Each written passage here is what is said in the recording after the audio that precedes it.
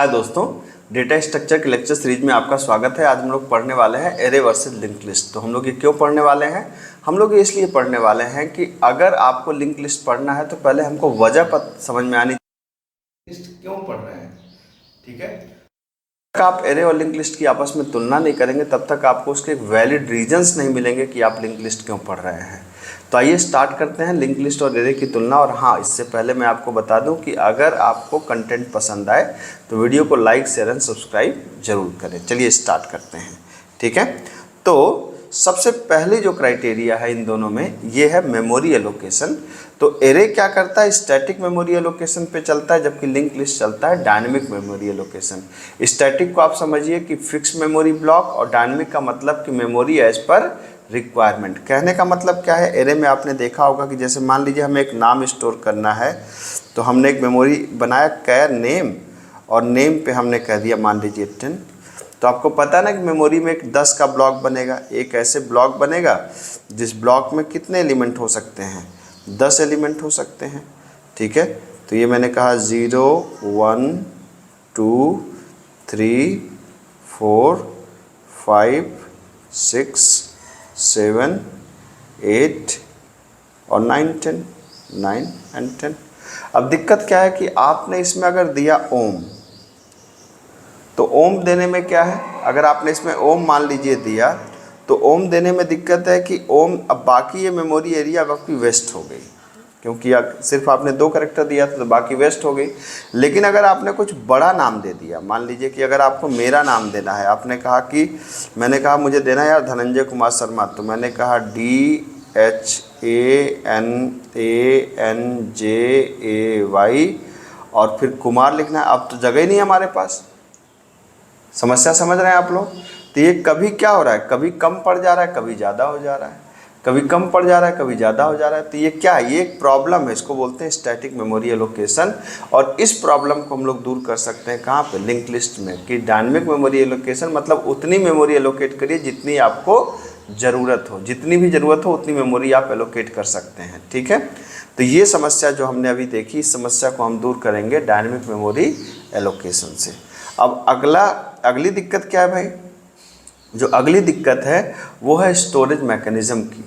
Storage mechanism में क्या होता है? एरे जो मेमोरी एलोकेट करता है उसको बोलते हैं कंटिग्यूअस मेमोरी ब्लॉक, और जो लिंक लिस्ट मेमोरी एलोकेट करता है that is non contiguous memory allocation. ठीक है, अब ये क्या है कंटिग्यूअस और non contiguous memory allocation block? आप इस चीज़ को खूब अच्छे से समझिए। ठीक है, क्योंकि इंटरव्यू वगैरह में इसकी काफ़ी चर्चा की जाती है कि ये है क्या। तो सपोज करिए कि आपने एक एरे बनाया, तो आपने कहा कि भाई INT एक एरे बना लिया आपने, और आपने कहा कि इसके अंदर कुछ वैल्यूज हैं जैसे 10 20 30 40 50। ठीक है, ये एरे बन गया आपका। अब एरे मेमोरी में कुछ लॉजिकल स्ट्रक्चर आपको पता है, कुछ ऐसा बनेगा। ठीक है, तो हमने वैल्यूज को रख दिया 10 20 30 40 और 50। मैं मान के चल रहा हूँ कि पहला मेमोरी ब्लॉक है 1024 का। अगर एक इंटीजर 4 बाइट लेता है तो अगला ब्लॉक आपको पता ही है 1028 का होगा। अगला ब्लॉक आपको पता ही है 1032 का होगा। अगला ब्लॉक आपको पता ही है 1036 का होगा, और अगला ब्लॉक होगा 1040 का। इसका क्या मतलब है कि एक इंटीजर 4 बाइट लेता है तो एक ब्लॉक 4 बाइट लेगा। तो इसका मतलब आप देख सकते हैं जो मेमोरी एरिया है, जैसे 1024, इसमें 4 ऐड किया तो ये मिला, इसमें 4 ऐड किया तो ये मिला, एंड सो ऑन।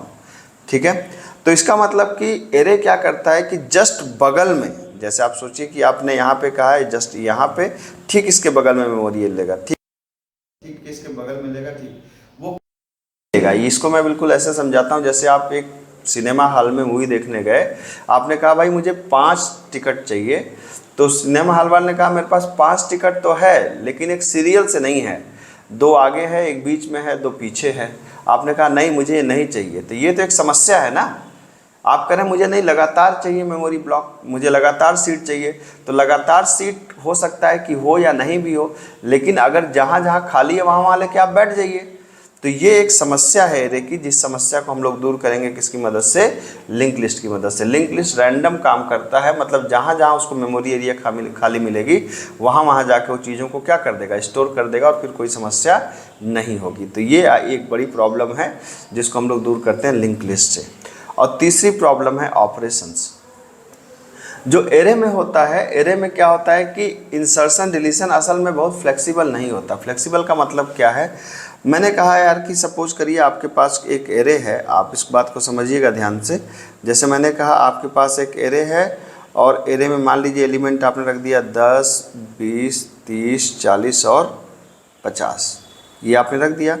और आपने कहा कि ये हमारे पास मेमोरी ब्लॉक है, 5 एलिमेंट्स हैं, ठीक है। तो आपने कहा ये 10 है, ये 20 है, ये 30 है, ये 40 है, ये 50 है।